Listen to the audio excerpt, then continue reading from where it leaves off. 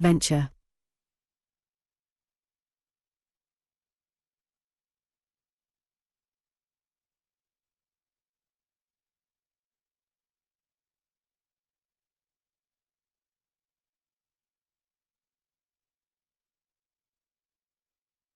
Chapter 14.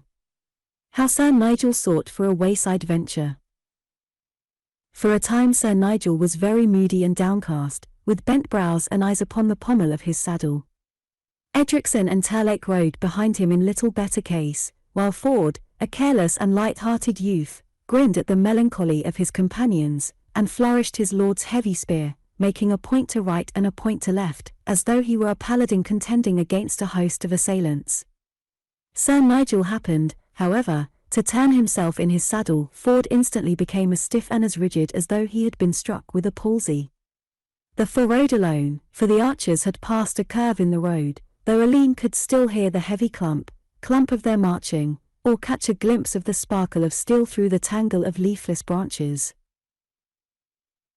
"Ride by my side, friends, I entreat of you," said the knight, reining in his steed that they might come abreast of him. "For, since it hath pleased you to follow me to the wars, it were well that you should know how you may best serve me. I doubt not, Lepe, that you will show yourself a worthy son of a valiant father, and you, Ford, of yours, and you, Edricson, that you are mindful of the old-time house from which all men know that you are sprung. And first I would have you bear very steadfastly in mind that our setting forth is by no means for the purpose of gaining spoil or exacting ransom, though it may well happen that such may come to us also. We go to France, and from thence I trust to Spain, in humble search of a field in which we may win advancement and perchance some small share of glory. For this purpose I would have you know that it is not my wont to let any occasion pass where it is in any way possible that honour may be gained. I would have you bear this in mind, and give great heed to it that you may bring me word of all cartels, challenges, wrongs, tyrannies, infamies, and wronging of damsels. Nor is any occasion too small to take note of, for I have known such trifles as the dropping of a gauntlet, or the flicking of a breadcrumb, when well and properly followed up, lead to a most noble spear-running. But, Edricson, do I not see a cavalier who rides down yonder road amongst the nether shore? It would be well, perchance, that you should give him greeting from me. And, should he be of gentle blood, it may be that he would care to exchange thrusts with me." "Why, my lord," quoth Ford, standing in his stirrups and shading his eyes, "it is old Hob Davidson, the fat miller of Milton." "Ah, so it is, indeed," said Sir Nigel, puckering his cheeks, "but wayside ventures are not to be scorned, for I have seen no finer passages than are to be had from such chance meetings, when cavaliers are willing to advance themselves. I can well remember that 2 leagues from the town of Reims I met a very valiant and courteous cavalier of France, with whom I had gentle and most honourable contention for upwards of an hour. It hath ever grieved me that I had not his name, for he smote upon me with a mace and went upon his way ere I was in condition to have much speech with him, but his arms were an Illyrian in chief above a fess azure. I was also on such an occasion thrust through the shoulder by Leon de Montcourt, whom I met on the high road betwixt Liban and Bordeaux. I met him but the once, but I have never seen a man for whom I bear a greater love and esteem. And so also with the Squire Le Bourg Capelet, who would have been a very valiant captain had he lived." "He is dead then?" asked Alleyne Edricson. "Alas! It was my ill fate to slay him in a bickering which broke out in a field near the township of Tarbes.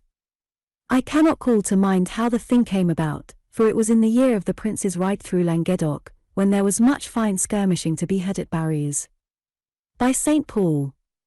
I do not think that any honourable cavalier could ask for better chance of advancement than might be had by spurring forth before the army and riding to the gateways of Narbonne, or Bergerac or Montgiscard, where some courteous gentleman would ever be at wait to do what he might to meet your wish or ease you of your vow.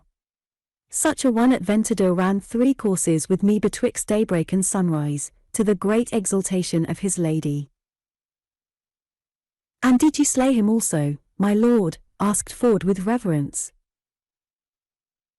"I could never learn, for he was carried within the barrier, and as I had chanced to break the bone of my leg it was a great unease for me to ride or even to stand. Yet, by the goodness of heaven and the pious intercession of the valiant St. George, I was able to sit my charger in the ruffle of Poictiers, which was no very long time afterwards. But what have we here? A very fair and courtly maiden, or I mistake. It was indeed a tall and buxom country lass, with a basket of spinach leaves upon her head, and a great slab of bacon tucked under one arm. She bobbed a frightened curtsy as Sir Nigel swept his velvet hat from his head and reined up his great charger. "God be with thee, fair maiden," said he.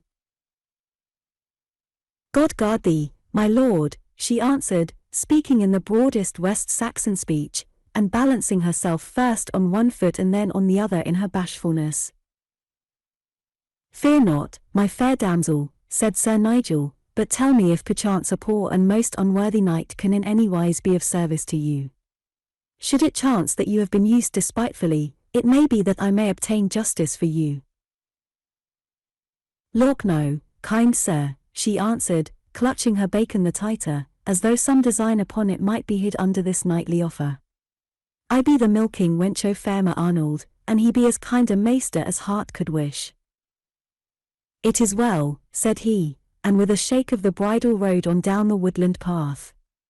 "I would have you bear in mind," he continued to his squires, "that gentle courtesy is not, as is the base use of so many false knights, to be shown only to maidens of high degree, for there is no woman so humble that a true knight may not listen to her tale of wrong. But here comes a cavalier who is indeed in haste. Perchance it would be well that we should ask him whither he rides, for it may be that he is one who desires to advance himself in chivalry."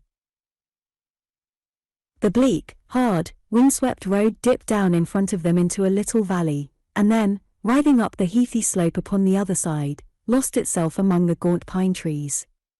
Far away between the black lines of trunks the quick glitter of steel marked where the company pursued its way.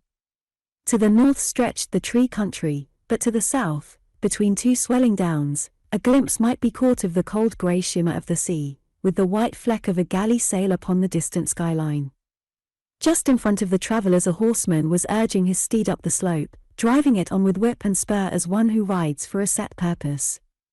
As he clattered up, Alleyne could see that the roan horse was grey with dust and flecked with foam, as though it had left many a mile behind it. The rider was a stern-faced man, hard of mouth and dry of eye, with a heavy sword clanking at his side, and a stiff white bundle swathed in linen balanced across the pommel of his saddle. "The king's messenger," he bawled as he came up to them. "The messenger of the king. Clear the causeway for the king's own man." "Not so loudly, friend," quoth the little knight, reining his horse half round to bar the path. "I have myself been the king's man for 30 years or more, but I have not been wont to halloo about it on a peaceful highway." "I ride in his service," cried the other, "and I carry that which belongs to him. You bar my path at your peril." "Yet I have known the king's enemies claim to ride in his same," said Sir Nigel. "The foul fiend may lurk beneath a garment of light. We must have some sign or warrant of your mission." "Then must I hew a passage," cried the stranger, with his shoulder braced round and his hand upon his hilt. "I am not to be stopped on the king's service by every gadabout." "Should you be a gentleman of quarterings and coat armour," lisped Sir Nigel, "I shall be very blithe to go further into the matter with you. If not, I have 3 very worthy squires, any one of whom would take the thing upon himself, and debate it with you in a very honourable way." The man scowled from one to the other, and his hand stole away from his sword. "You ask me for a sign," he said. "Here is a sign for you, since you must have one." As he spoke he whirled the covering from the object in front of him and showed to their horror that it was a newly severed human leg. "By God's tooth," he continued, with a brutal laugh, "you ask me if I am a man of quarterings, and it is even so, for I am officer to the Verdurer's court at Lyndhurst. This thievish leg is to hang at Milton, and the other is already at Brockenhurst, as a sign to all men of what comes of being overfond of venison pasty." "For," cried Sir Nigel, "pass on the other side of the road, fellow, and let us have the wind of you. We shall trot our horses, my friends, across this pleasant valley, for, by Our Lady, A breath of God's fresh air is right welcome after such a sight. We hoped to snare a falcon, said he presently, but we netted a carrion crow. Ma foi! But there are men whose hearts are tougher than a boar's hide. For me, I have played the old game of war since ever I had hair on my chin, and I have seen 10,000 brave men in one day with their faces to the sky, but I swear by him who made me that I cannot abide the work of the butcher. And yet, my fair lord, said Edricson, there has, from what I hear, been much of such devil's work in France. Too much, he answered. But I have ever observed that the foremost in the field are they who would scorn to mishandle a prisoner. By St. Paul! It is not they who carry the breach who are wont to sack the town, but the laggard knaves who come crowding in when a way has been cleared for them. But what is this among the trees? It is a shrine of Our Lady, said Lepe, and a blind beggar who lives by the arms of those who worship there. A shrine, cried the knight. Then let us put up an orison. Pulling off his cap, and clasping his hands, he chanted in a shrill voice, Benedictus Dominus Deus Meus, qui decet manus meis ad proelium, et digitos meos ad bellum. A strange figure he seemed to his 3 squires, perched on his huge horse, with his eyes upturned and the wintry sun shimmering upon his bald head. It is a noble prayer, he remarked, putting on his hat again, and it was taught to me by the noble Chandos himself. But how fares it with you, father? Methinks that I should have ruth upon you, seeing that I am myself like one who looks through a horn window while his neighbours have the clear crystal. Yet, by St. Paul, there is a long stride between the man who hath a horn casement and him who is walled in on every hand. Alas! Fair sir, cried the blind old man, I have not seen the blessed blue of heaven this 20 years, since 11 flash burned the sight out of my head. You have been blind to much that is goodly and fair, quoth Sir Nigel, but you have also been spared much that is sorry and foul. This very hour our eyes have been shocked with that which would have left you unmoved. But, by St. Paul, we must on, or our company will think that they have lost their captain somewhat early in the venture. Throw the man my purse, Edricson, and let us go. Alleyne, lingering behind, bethought him of the Lady Loring's counsel, and reduced the noble gift which the knight had so freely bestowed to a single penny, which the beggar with many mumbled blessings thrust away into his wallet. Then, spurring his steed, the young squire rode at the top of his speed after his companions, and overtook them just at the spot where the trees fringe off into the moor and the straggling hamlet of Hordle lies scattered on either side of the winding and deeply rutted track. The company was already well nigh through the village, but, as the knight and his squires closed up upon them, they heard the clamour of a strident voice, followed by a roar of deep-chested laughter from the ranks of the archers. Another minute brought them up with the rigard, where every man marched with his beard on his shoulder and a face which was agrin with merriment. By the side of the column walked a huge red-headed bowman, with his hands thrown out in argument and expostulation, while close at his heels followed a little wrinkled woman who poured forth a shrill volley of abuse, varied by an occasional thwack from her stick, given with all the force of her body, though she might have been beating one of the forest trees for all the effect that she seemed likely to produce. I trust, Aylward, said Sir Nigel gravely, as he rode up, that this doth not mean that any violence hath been offered to women. If such a thing happened, I tell you that the man shall hang, though he were the best archer that ever wore brass art. Nay, my fair lord, Aylward answered with a grin, it is violence which is offered to a man. He comes from Hordle, and this is his mother who hath come forth to welcome him. You a mucky laden, she was howling, with a blow between each catch of her breath, you sham mocking, yapping, overlong good for naught. I will teach thee. I will baste thee. I, by my faith. Whist, mother, said John, looking back at her from the tail of his eye, I go to France as an archer to give blows and to take them. To France, quotha, cried the old dame. Bide here with me, and I shall warrant you more blows than you are like to get in France. If blows be what you seek, you need not go further than Hordle. By my hilt! "The good dame speaks truth," said Aylward. "It seems to be the very home of them." "What have you to say, you clean-shaved galley beggar?" cried the fiery dame, turning upon the archer. "Can I not speak with my own son, but you must let your tongue clack? A soldier, quotha, and never a hair on his face. I have seen a better soldier with pap for food and swaddling clothes for harness." "Stand to it, Aylward," cried the archers, amid a fresh burst of laughter. "Do not thwart her, comrade," said Big John. "She hath a proper spirit for her years and cannot abide to be thwarted. It is kindly and homely to me to hear her voice and to feel that she is behind me. But I must leave you now, mother, for the way is over rough for your feet, but I will bring you back a silken gown, if there be one in France or Spain, and I will bring Jimmy a silver penny, so goodbye to you, and God have you in his keeping." Whipping up the little woman, he lifted her lightly to his lips, and then, taking his place in the ranks again, marched on with the laughing company. "That was ever his way," she cried, appealing to Sir Nigel, who reined up his horse and listened with the greatest courtesy. "He would jog on his own road for all that I could do to change him. First he must be a monk forsooth, and all because a wench was wise enough to turn her back on him. Then he joins a rascally crew and must needs traps off to the wars, and me with no one to bait the fire if I be out, or tend the cow if I be home. Yet I have been a good mother to him. 3 hazel switches a day have I broke across his shoulders, and he takes no more notice than you have seen him today. Doubt not that he will come back to you both safe and prosperous, my fair dame," quoth Sir Nigel. "Meanwhile it grieves me that as I have already given my purse to a beggar up the road Nay, my lord," said Alleyne, "I still have some moneys remaining."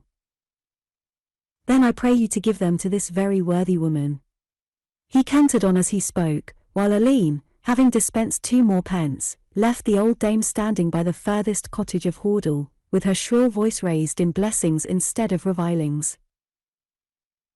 There were 2 crossroads before they reached the Lymington ford, and at each of them Sir Nigel pulled up his horse, and waited with many a curvet and gambad, craning his neck this way and that to see if fortune would send him a venture.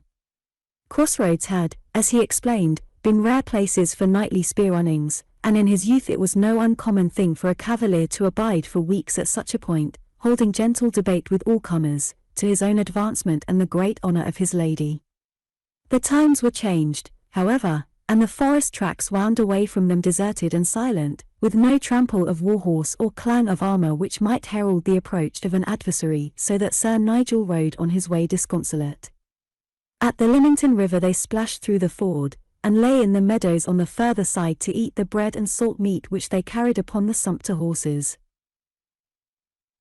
Then, ere the sun was on the slope of the heavens, they had deftly trussed up again, and were swinging merrily upon their way, 200 feet moving like 2.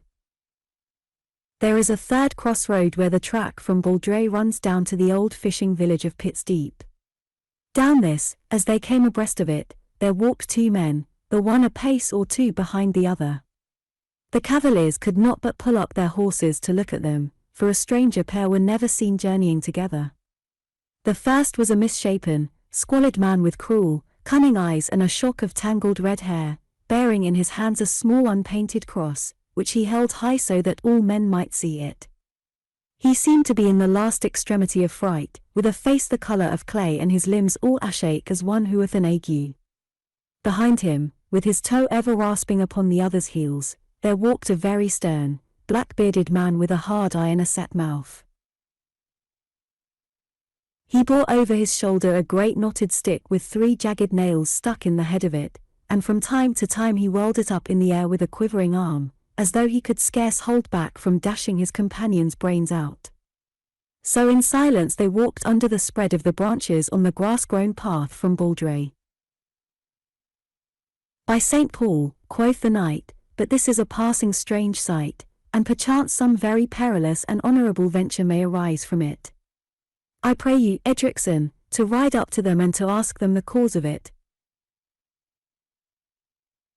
There was no need, however, for him to move, for the twain came swiftly towards them until they were within a spear's length, when the man with the cross sat himself down sullenly upon a tussock of grass by the wayside, while the other stood beside him with his great cudgel still hanging over his head.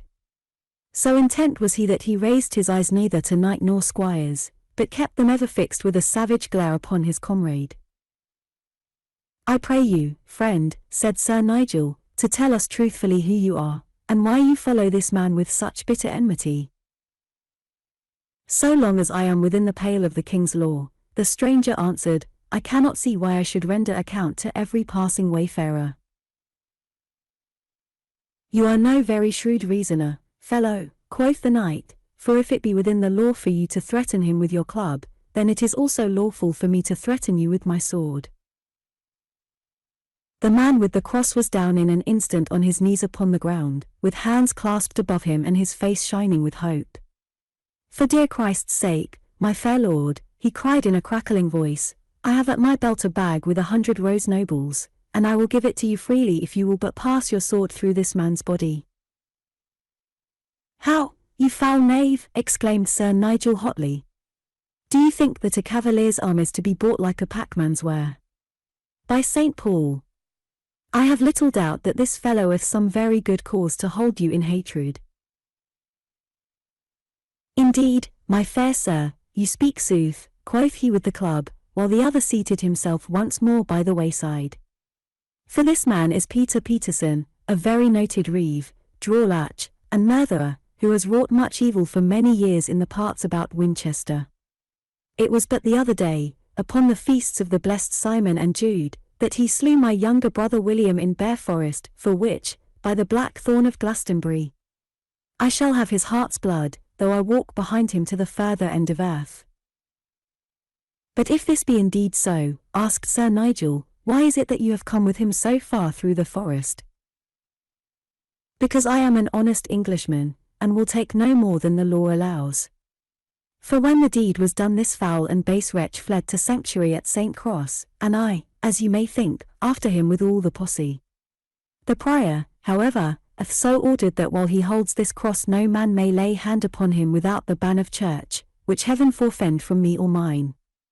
Yet, if for an instant he lay the cross aside, or if he fail to journey to Pit's Deep, where it is ordered that he shall take ship to outland parts, or if he take not the first ship, or if until the ship be ready he walk not every day into the sea as far as his loins, then he becomes outlaw, and I shall forthwith dash out his brains." At this the man on the ground snarled up at him like a rat, while the other clenched his teeth, and shook his club, and looked down at him with murder in his eyes. Knight and squire gazed from rogue to avenger, but as it was a matter which none could mend they tarried no longer, but rode upon their way.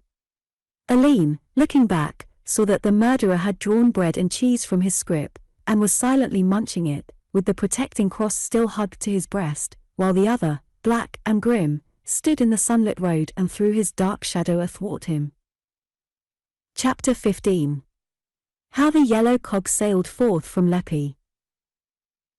That night the company slept at St. Leonard's, in the great monastic barns and spicarium ground well known both to Alleyne and to John, for they were almost within sight of the abbey of Beaulieu. A strange thrill it gave to the young squire to see the well-remembered white dress once more, and to hear the measured tolling of the deep vespers bell.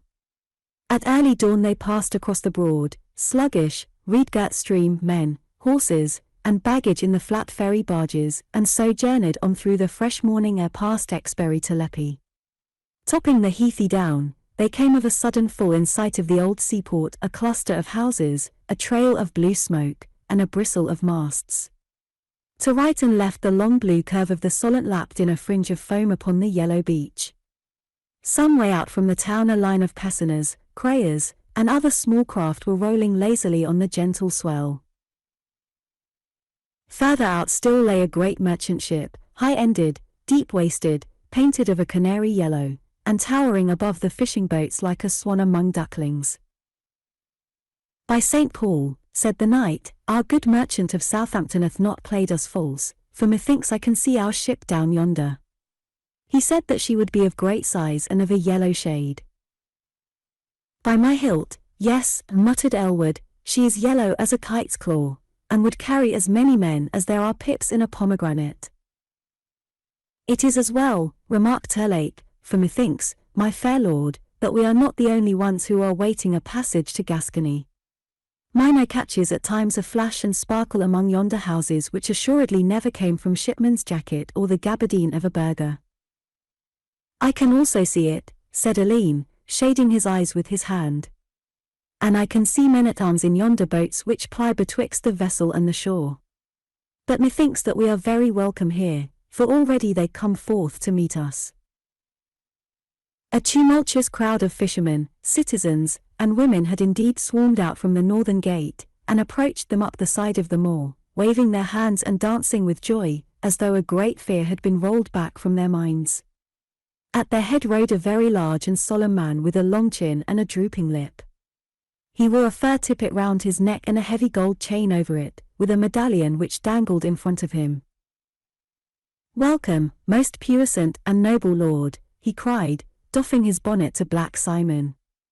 "I have heard of your lordship's valiant deeds, and in sooth they might be expected from your lordship's face and bearing. Is there any small matter in which I may oblige you?" "Since you ask me," said the man-at-arms, "I would take it kindly if you could spare a link or two of the chain which hangs round your neck." "What, the corporation chain?" cried the other in horror. "The ancient chain of the township of Lepe. This is but a sorry jest, Sir Nigel." "What the plague did you ask me for then?" said Simon. "But if it is Sir Nigel Loring with whom you would speak, that is he upon the black horse." The mayor of Lepe gazed with amazement on the mild face and slender frame of the famous warrior. "Your pardon, my gracious lord," he cried. "You see in me the mayor and chief magistrate of the ancient and powerful town of Lepe. I bid you very heartily welcome, and the more so as you are come at a moment when we are sore put to it for means of defence." "Ha!" cried Sir Nigel, pricking up his ears. "Yes, my lord, for the town being very ancient and the walls as old as the town, it follows that they are very ancient too. But there is a certain villainous and bloodthirsty Norman pirate hight Tete Noir, who, with a Genoan called Tito Caracci, commonly known as Spadebeard, hath been a mighty scourge upon these coasts. Indeed, my lord, they are very cruel and black-hearted men, graceless and ruthless, and if they should come to the ancient and powerful town of Lepe then goodbye to the ancient and powerful town of Lepe," quoth Ford, whose lightness of tongue could at times rise above his awe of Sir Nigel. The knight, however, was too much intent upon the matter in hand to give heed to the flippancy of his squire. "Have you then cause," he asked, "to think that these men are about to venture an attempt upon you?" "They have come in 2 great galleys," answered the mayor, "with 2 bank of oars on either side, and great store of engines of war and of men-at-arms. At Weymouth and at Portland they have murdered and ravished. Yesterday morning they were at Cowes, and we saw the smoke from the burning crofts. Today they lie at their ease near Freshwater, and we fear much lest they come upon us and do us a mischief." "We cannot tarry," said Sir Nigel, riding towards the town, with the mayor upon his left side. "The prince awaits us at Bordeaux, and we may not be behind the general muster. Yet I will promise you that on our way we shall find time to pass Freshwater and to prevail upon these rovers to leave you in peace." "We are much beholden to you," cried the mayor, "but I cannot see, my lord, how, without a warship, you may venture against these men. With your archers, however, you might well hold the town and do them great scath if they attempt to land." "There is a very proper cog out yonder," said Sir Nigel. "It would be a very strange thing if any ship were not a warship when it had such men as these upon her decks. Certes, we shall do as I say, and that no later than this very day." "My lord," said a rough-haired, dark-faced man, who walked by the knight's other stirrup, with his head sloped to catch all that he was saying. "By your leave, I have no doubt that you are skilled in land fighting and the marshalling of lances, but, by my soul, you will find it another thing upon the sea. I am the master shipman of this yellow cog, and my name is Goodwin Hawtayne. I have sailed since I was as high as this staff, and I have fought against these Normans and against the Genos, as well as the Scotch, the Bretons, the Spanish, and the Moors. I tell you, sir, that my ship is over light and over frail for such work, and it will but end in our having our throats cut, or being sold as slaves to the Barbary heathen. I also have experienced 1 or 2 gentle and honourable ventures upon the sea, quoth Sir Nigel, and I am right blithe to have so fair a task before us. I think, good master shipman, that you and I may win great honour in this matter, and I can see very readily that you are a brave and stout man. I like it not, said the other sturdily. In God's name, I like it not. And yet Goodwin Hawtayne is not the man to stand back when his fellows are for pressing forward. By my soul! Be it sink or swim, I shall turn her beak into Freshwater Bay, and if good master Witherton, of Southampton, like not my handling of his ship, then he may find another master shipman. They were close by the old north gate of the little town, and Alleyne, half turning in his saddle, looked back at the motley crowd who followed. The bowmen and men-at-arms had broken their ranks and were intermingled with the fishermen and citizens, whose laughing faces and hearty gestures bespoke the weight of care from which this welcome arrival had relieved them. Here and there among the moving throng of dark jerkins and of white surcoats were scattered dashes of scarlet and blue, the wimples or shawls of the women. Aylward, with a fishing lass on either arm, was vowing constancy alternately to her on the right and her on the left, while Big John towered in the rear with a little chubby maiden enthroned upon his great shoulder, her soft white arm curled round his shining headpiece. So the throng moved on, until at the very gate it was brought to a stand by a wondrously fat man, who came darting forth from the town with rage in every feature of his rubicund face. "How now, Sir Mayor?" he roared, in a voice like a bull. "How now, Sir Mayor? How of the clams and the scallops?" "By Our Lady!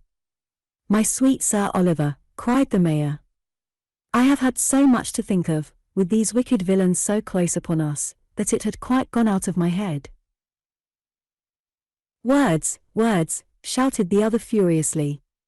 "Am I to be put off with words? I say to you again, how of the clams and scallops?"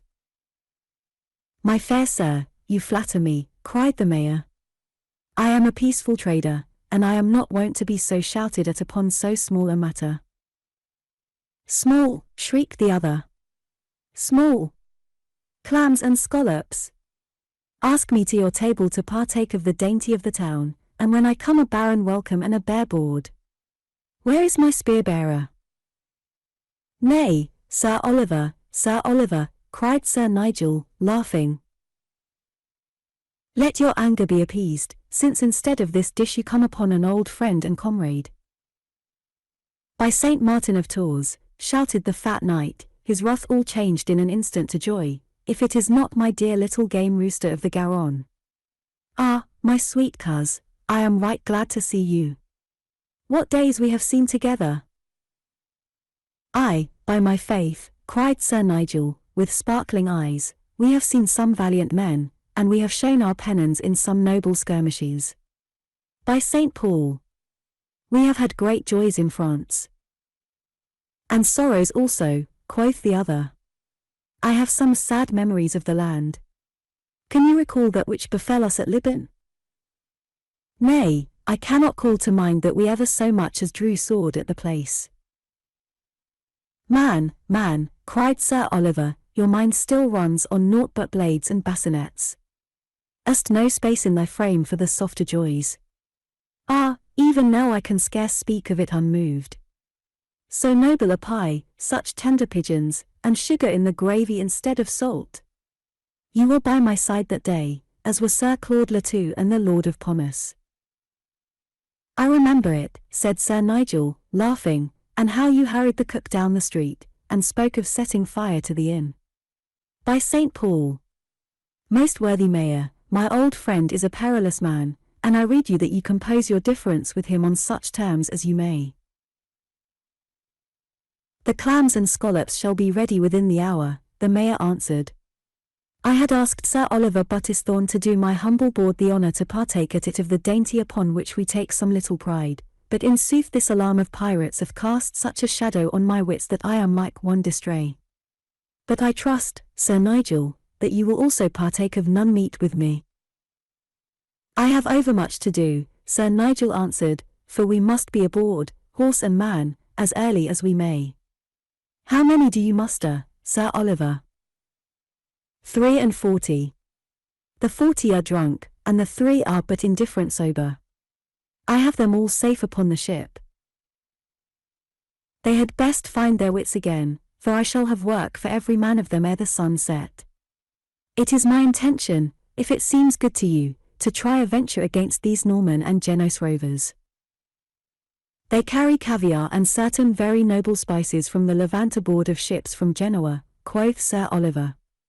We may come to great profit through the business. I pray you, master shipman, that when you go on board you pour a helmetful of sea water over any of my rogues whom you may see there.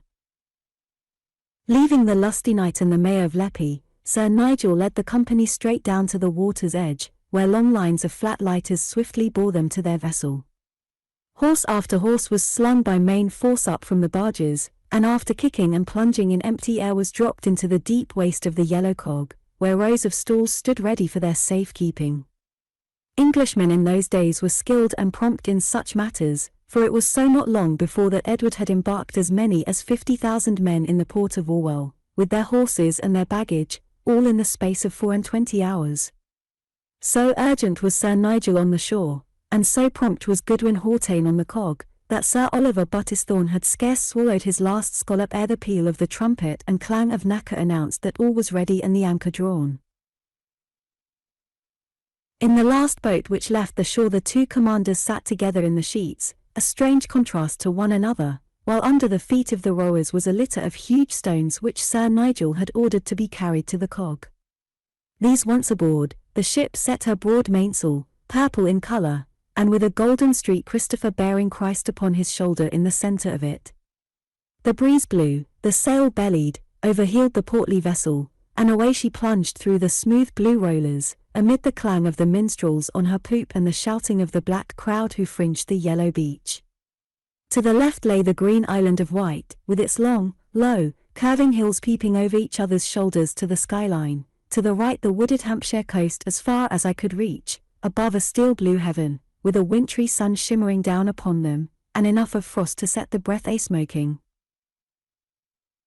By St. Paul, said Sir Nigel gaily, as he stood upon the poop and looked on either side of him, it is a land which is very well worth fighting for, and it were pity to go to France for what may be had at home. Did you not spy a crooked man upon the beach? Nay, I spied nothing, grumbled Sir Oliver, for I was hurried down with a clam stuck in my gizzard and an untasted goblet of Cyprus on the board behind me. I saw him, my fair lord, said Terlake, an old man with one shoulder higher than the other. 'Tis a sign of good fortune, quoth Sir Nigel. Our path was also crossed by a woman and by a priest, so all should be well with us. What say you, Edricson? I cannot tell, my fair lord. The Romans of old were a very wise people, yet, certes, they placed their faith in such matters. So, too, did the Greeks, and divers other ancient peoples who were famed for their learning. Yet of the moderns there are many who scoff at all omens. There can be no manner of doubt about it, said Sir Oliver Buttesthorn. I can well remember that in Navarre one day it thundered on the left out of a cloudless sky. We knew that ill would come of it, nor had we long to wait. Only 13 days after, a haunch of prime venison was carried from my very tent door by the wolves, and on the same day 2 flasks of old vernage turned sour and muddy. You may bring my harness from below, said Sir Nigel to his squires, and also, I pray you, bring up Sir Oliver's and we shall don it here. You may then see to your own gear, for this day you will, I hope, make a very honourable entrance into the field of chivalry, and prove yourselves to be very worthy and valiant squires. And now, Sir Oliver, as to our dispositions, would it please you that I should order them, or will you? You, my cockerel, you. By Our Lady! I am no chicken, but I cannot claim to know as much of war as the squire of Sir Walter Manny. Settle the matter to your own liking. You shall fly your pennon upon the forepart, then, and I upon the poop. For foreguard I shall give you your own 40 men, with 20 archers. 2 men, with my own men-at-arms and squires, will serve as a poop guard. 10 archers, with 30 shipmen, under the master, may hold the waist while 10 lie aloft with stones and arbalists. How like you that? Good, by my faith, good. But here comes my harness, and I must to work, for I cannot slip into it as I was wont when first I set my face to the wars. Meanwhile there had been bustle and preparation in all parts of the great vessel. The archers stood in groups about the decks, new-stringing their bows, and testing that they were firm at the nocks. Among them moved Aylward and other of the older soldiers, with a few whispered words of precept here and of warning there. "Stand to it, my hearts of gold," said the old bowman as he passed from knot to knot. "By my hilt! We are in luck this journey. Bear in mind the old saying of the company." "What is that, Aylward?" cried several, leaning on their bows and laughing at him. "'Tis the master bowyer's rede, every bow well bent, every shaft well sent, every stave well knocked, every string well locked. There, with that jingle in his head, a bracer on his left hand, a shooting glove on his right, and a farthing's worth of wax in his girdle, what more doth a bowman need?" "It would not be amiss," said Hordle John, "if under his girdle he had 4 farthings worth of wine." "Work first, wine afterwards, mon camarade. But it is time that we took our order, for methinks that between the Needle Rocks and the Alum Cliffs yonder I can catch a glimpse of the topmasts of the Galleys. Hewitt, Cook, Johnson, Cunningham, your men are of the poop guard. Thornbury, Walters, Hackett, Badlesmere, you are with Sir Oliver on the forecastle. Simon, you bide with your lord's banner, but 10 men must go forward." Quietly and promptly the men took their places, lying flat upon their faces on the deck, for such was Sir Nigel's order. Near the prow was planted Sir Oliver's spear, with his arms a boar's head gules upon a field of gold. Close by the stern stood Black Simon with the pennon of the House of Loring. In the waist gathered the Southampton mariners, hairy and burly men, with their jerkins thrown off, their waists braced tight, swords, mallets, and pole-axes in their hands. Their leader, Goodwin Hawtayne, stood upon the poop and talked with Sir Nigel, casting his eye up sometimes at the swelling sail, and then glancing back at the 2 seamen who held the tiller. "Pass the word," said Sir Nigel, "that no man shall stand to arms or draw his bowstring until my trumpeter shall sound. It would be well that we should seem to be a merchant ship from Southampton and appear to flee from them." "We shall see them anon," said the master shipman. "Ha," said I, "not so. There they lie, the water snakes, in Freshwater Bay, and mark the reek of smoke from yonder point, where they have been at their devil's work. See how their shallops pull from the land. They have seen us and called their men aboard. Now they draw upon the anchor. See them like ants upon the forecastle. They stoop and heave like handy shipmen. But, my fair lord, these are no niefs. I doubt but we have taken in hand more than we can do. Each of these ships is a Galleys, and of the largest and swiftest make." "I would I had your eyes," said Sir Nigel, blinking at the pirate galleys. "They seem very gallant ships, and I trust that we shall have much pleasance from our meeting with them. It would be well to pass the word that we should neither give nor take quarter this day. Have you perchance a priest or friar aboard this ship, Master Hawtayne?" "No, my fair lord." Well, well, it is no great matter for my company, for they were all houseled and shriven ere we left Twynham Castle, and Father Christopher of the Priory gave me his word that they were as fit to march to heaven as to Gascony. But my mind misdoubts me as to these Winchester men who have come with Sir Oliver, for they appear to be a very ungodly crew. Pass the word that the men kneel, and that the under-officers repeat to them the Pater, the Ave, and the Credo. With a clank of arms, the rough archers and seamen took to their knees, with bent heads and crossed hands, listening to the hoarse mutter from the file leaders. It was strange to mark the hush, so that the lapping of the water, the straining of the sail, and the creaking of the timbers grew louder of a sudden upon the ear. Many of the bowmen had drawn amulets and relics from their bosoms, while he who possessed some more than usually sanctified treasure passed it down the line of his comrades, that all might kiss and reap the virtue. The yellow cog had now shot out from the narrow waters of the Solent, and was plunging and rolling on the long heave of the open channel. The wind blew freshly from the east, with a very keen edge to it, and the great sail bellied roundly out, laying the vessel over until the water hissed beneath her lee bulwarks. Broad and ungainly, she floundered from wave to wave, dipping her round bows deeply into the blue rollers, and sending the white flakes of foam in a spatter over her decks. On her larboard quarter lay the 2 dark galleys, which had already hoisted sail, and were shooting out from Freshwater Bay in swift pursuit, their double line of oars giving them a vantage which could not fail to bring them up with any vessel which trusted to sails alone. High and bluff the English cog, long, black and swift the pirate galleys, like 2 fierce lean wolves which have seen a lordly and unsuspecting stag walk past their forest lair. "Shall we turn, my fair lord, or shall we carry on?" asked the master shipman, looking behind him with anxious eyes. "Nay, we must carry on and play the part of the helpless merchant." "But your pennons? They will see that we have 2 knights with us." "Yet it would not be to a knight's honor or good name to lower his pennon." "Let them be, and they will think that we are a wine ship for Gascony, or that we bear the wool bales of some mercer of the staple. Ma-fri, but they are very swift. They swoop upon us like 2 goshawks on a heron. Is there not some symbol or device upon their sails?" "That on the right," said Edricson, "appears to have the head of an Ethiop upon it." "'Tis the badge of Tete-Noir, the Norman," cried a seaman mariner. "I have seen it before, when he harried us at Winchelsea. He is a wondrous large and strong man, with no ruth for man, woman, or beast.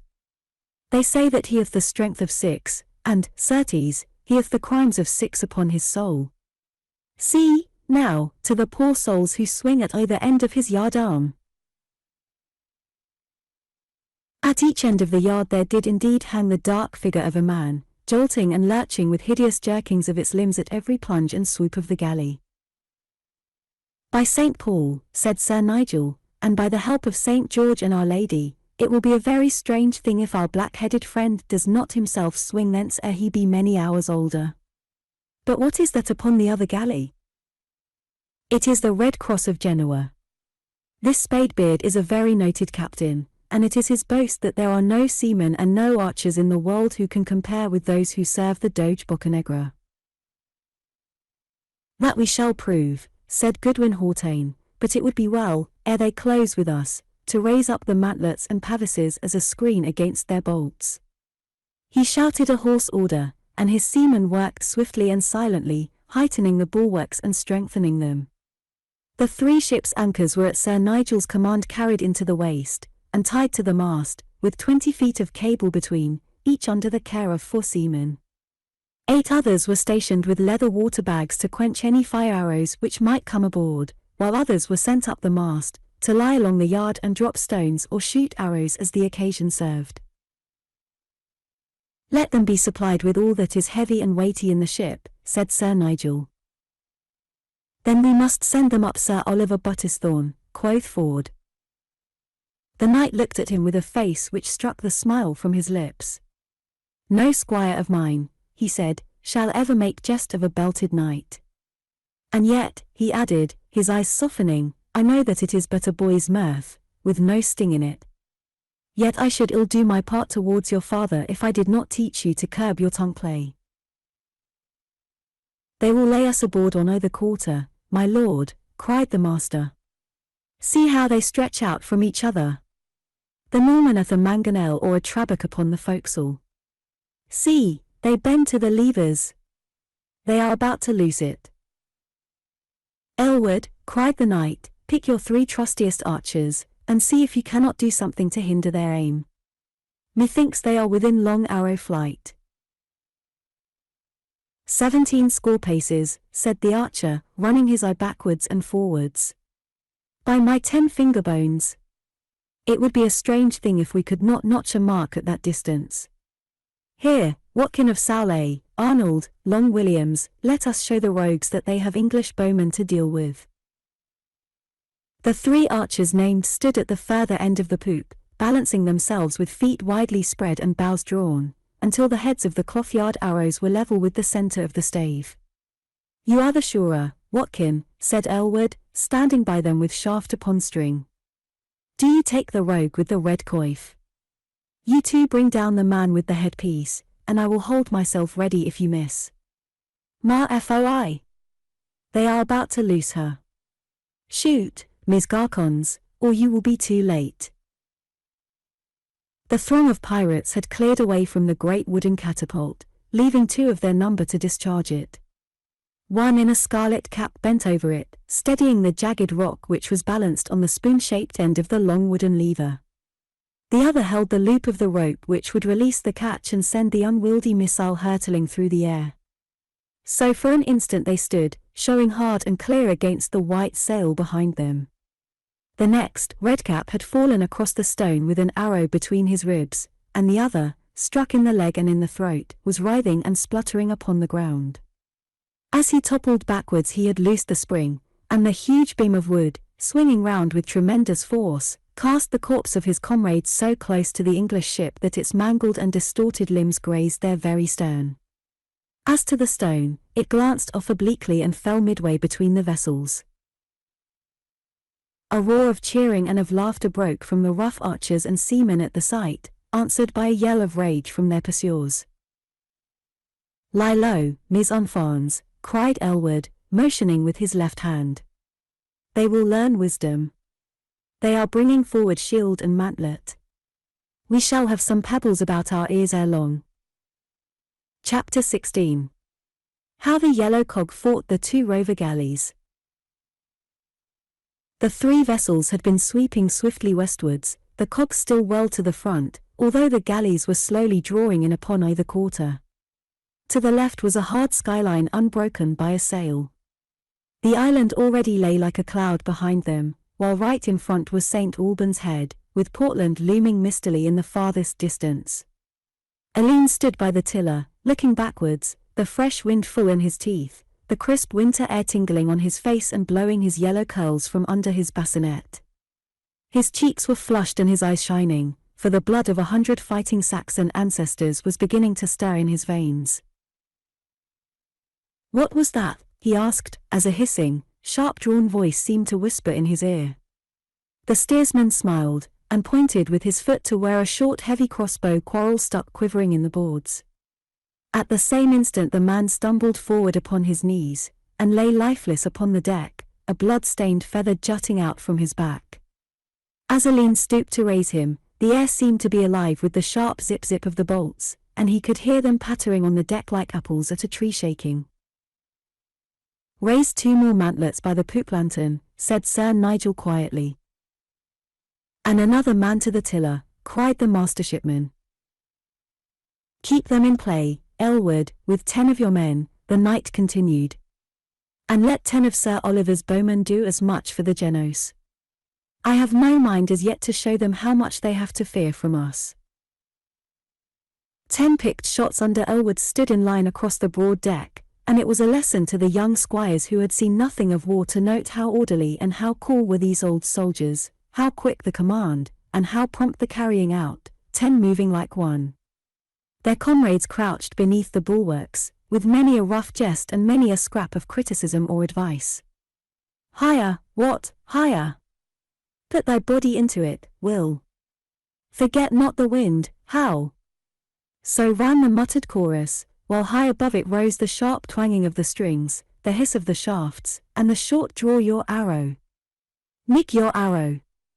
Shoot wholly together," from the master bowman. And now both mangonels were at work from the galleys, but so covered and protected that, save at the moment of discharge, no glimpse could be caught of them. A huge brown rock from the Genos sang over their heads, and plunged sullenly into the slope of a wave. Another from the Norman whizzed into the waist, broke the back of a horse, and crashed its way through the side of the vessel. 2 others, flying together, tore a great gap in the St. Christopher upon the sail, and brushed 3 of Sir Oliver's men-at-arms from the forecastle. The master shipman looked at the knight with a troubled face. "They keep their distance from us," said he. "Our archery is overgood, and they will not close. What defense can we make against the stones?" "I think I may trick them," the knight answered cheerfully, and passed his order to the archers. Instantly 5 of them threw up their hands and fell prostrate upon the deck. One had already been slain by a bolt, so that there were but 4 upon their feet. "That should give them heart," said Sir Nigel, eyeing the galleys, which crept along on either side, with a slow, measured swing of their great oars, the water swirling and foaming under their sharp stems. "They still hold aloof," cried Hordle. "Then down with 2 more," shouted their leader. "That will do. Ma foi! But they come to our law like chicks to the fowler. To your arms, men!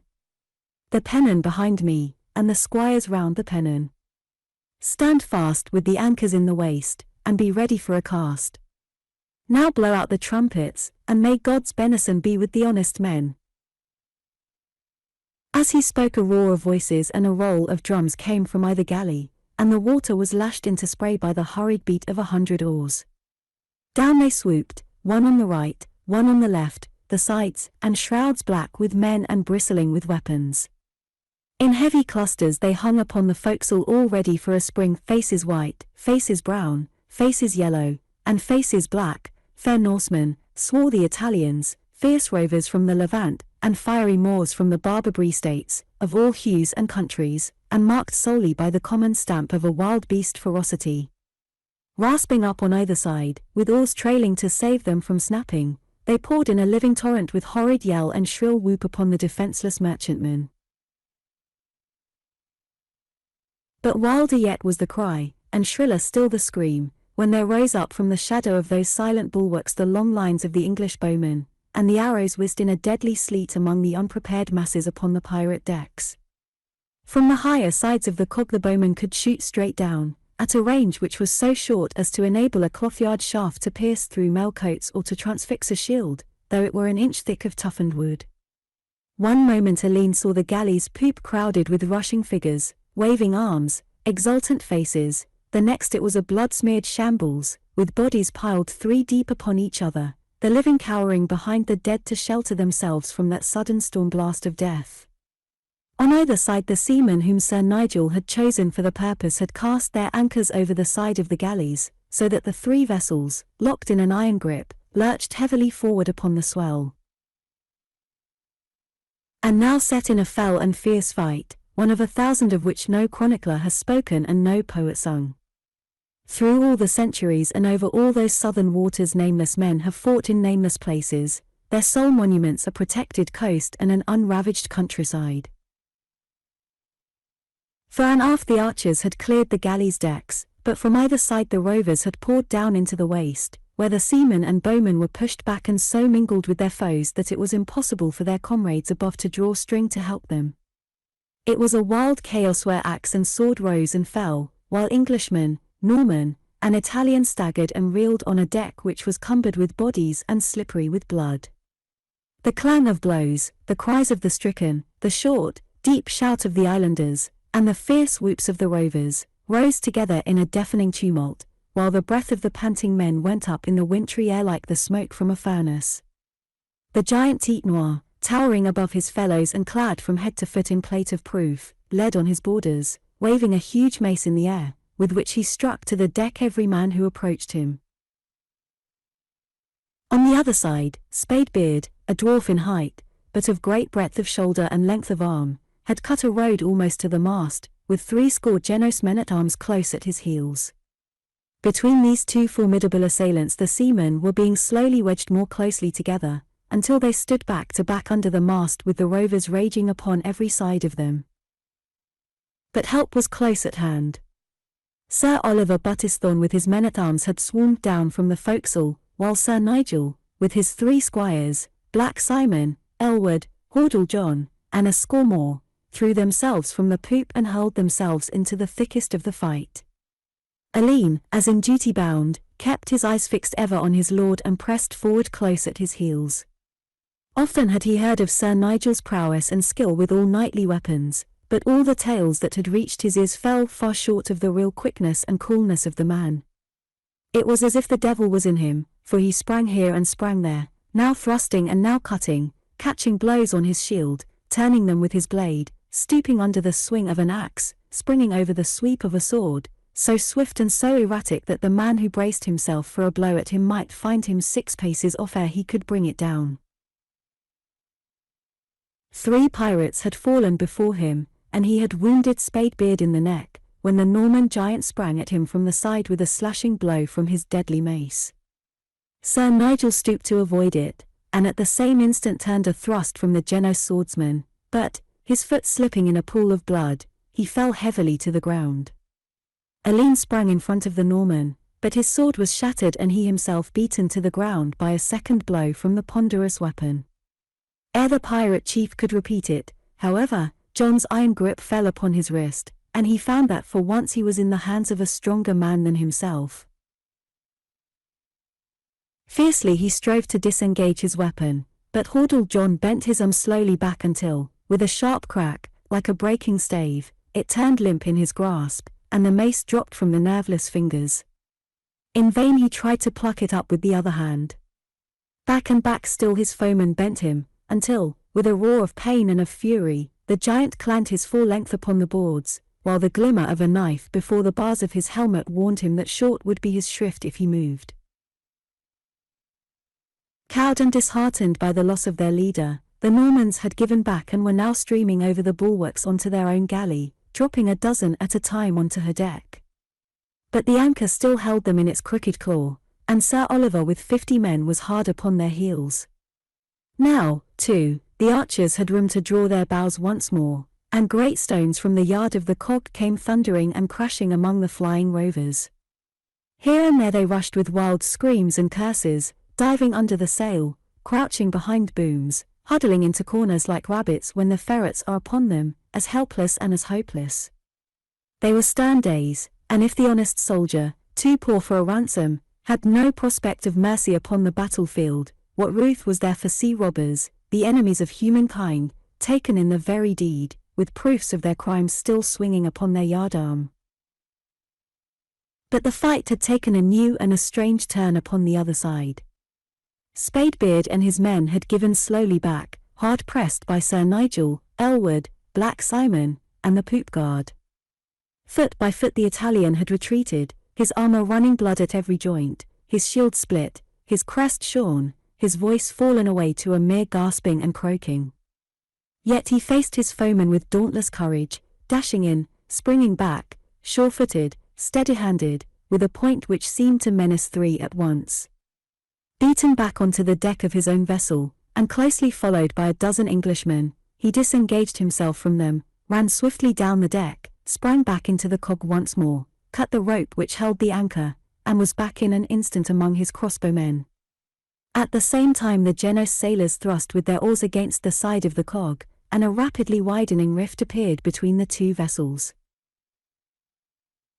"By St. George," cried Ford, "we are cut off from Sir Nigel." "He is lost," gasped Terlake. "Come, let us spring for it." The 2 youths jumped with all their strength to reach the departing galley. Ford's feet reached the edge of the bulwarks, and his hand clutching a rope he swung himself on board. Terlake fell short, crashed in among the oars, and bounded off into the sea.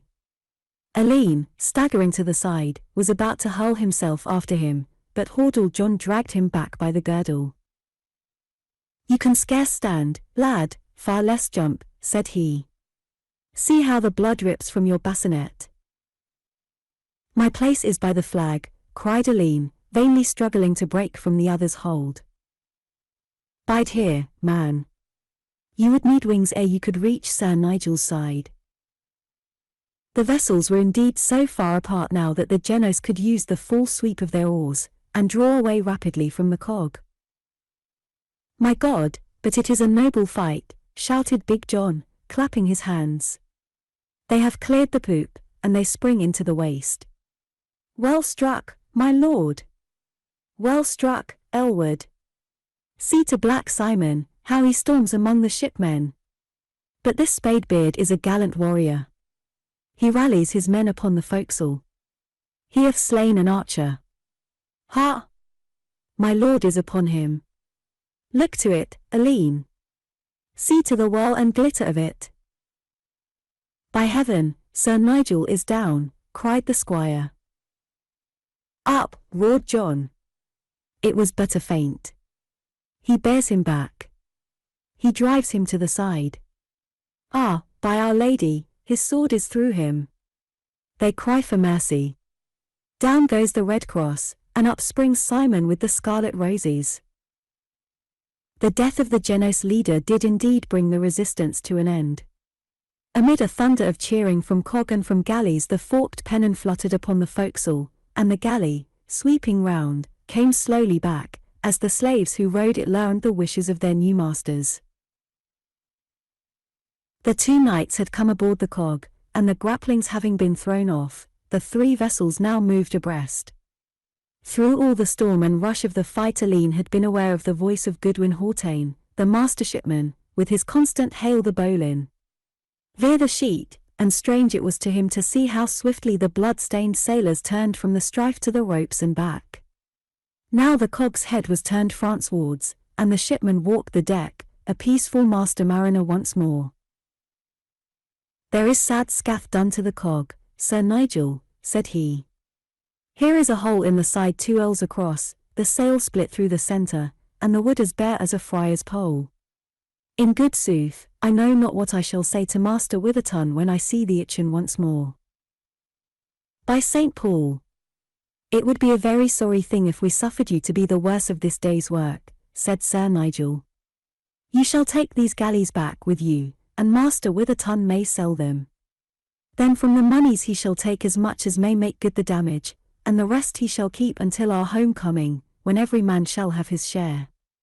An image of silver 15 inches high I have vowed to the Virgin, to be placed in her chapel within the priory, for that she was pleased to allow me to come upon this spade beard, who seemed to me from what I have seen of him to be a very sprightly and valiant gentleman. But how fares it with you, Edricson? It is nothing, my fair lord, said Alleyne, who had now loosened his bassinet, which was cracked across by the Norman's blow. Even as he spoke, however, his head swirled round, and he fell to the deck with the blood gushing from his nose and mouth. He will come to anon, said the knight, stooping over him and passing his fingers through his hair. I have lost one very valiant and gentle squire this day. I can ill afford to lose another. How many men have fallen? I have pricked off the tally, said Aylward, who had come aboard with his lord. There are 7 of the Winchester men, 11 seamen, your squire, young Master Terlake, and 9 archers. And of the others? They are all dead, save only the Norman knight who stands behind you. What would you that we should do with him? He must hang on his own yard, said Sir Nigel. It was my vow and must be done. The pirate leader had stood by the bulwarks, a cord round his arms, and 2 stout archers on either side. At Sir Nigel's words he started violently, and his swarthy features blanched to a livid grey. How, Sir Knight, he cried in broken English. Que dites vous? To hang, la mort du chien. To hang. It is my vow, said Sir Nigel shortly. From what I hear, you thought little enough of hanging others. Peasants, base roturiers, cried the other. It is their fitting death. Mais le seigneur d'Andelys, avec le sang des rois dans ses veins. C'est incroyable. Sir Nigel turned upon his heel, while 2 seamen cast a noose over the pirate's neck. At the touch of the cord he snapped the bonds which bound him, dashed one of the archers to the deck, and seizing the other round the waist sprang with him into the sea. By my hilt, he is gone, cried Aylward, rushing to the side. They have sunk together like a stone. I am right glad of it, answered Sir Nigel, for though it was against my vow to loose him, I deem that he has carried himself like a very gentle and debonair cavalier.